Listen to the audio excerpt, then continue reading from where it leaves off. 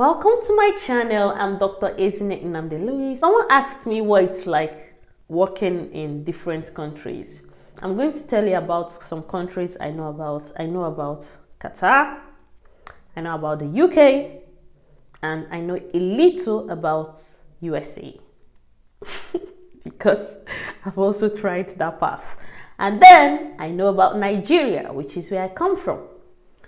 So I'm going to base this video USA, Qatar, and the UK, all right? What it's like getting to practice in these countries. Now, I'm not going to make a choice for you. I'll just tell you what's obtainable based on my experience. Let's start with US. So for the US, you have to do USMLE exams, all right? You have to do the USMLE Step 1, Step 2, CK, Step 2 CS, whether there's Step 3. I'm sorry, I don't know. I actually did the USMLE exam for the sake of getting the work in Qatar. But in the process, I had an insight into what it's like trying to get a job in the US. So for the USMLE, the thing is that it is quite expensive. You know, the exams are quite expensive, thousands of dollars, all right? So if you can afford them, it's worth it. I think it's worth it. There are resources out there to help you prepare for these exams. You can easily lay your hands on them, or you can buy them. So if you have the money on graduation, if you have the money, then go ahead and try US, all right? For the UK pathway, when I did my IELTS, okay, the UK pathway involves writing IELTS, Plab 1, and then the Plab 2 exam. When I did these exams, you can even do them within 1 year, then before COVID. But now that there is COVID, it's now longer before you get a date for Plab 1 exam or Plab 2 exam, it takes time compared to the past.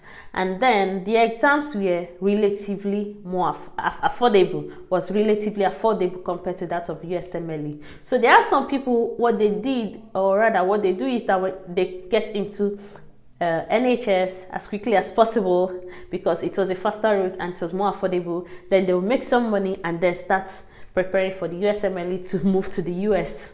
If you're interested in such journey, please go ahead. I'm not stopping you. Nobody's stopping you. It's up to you.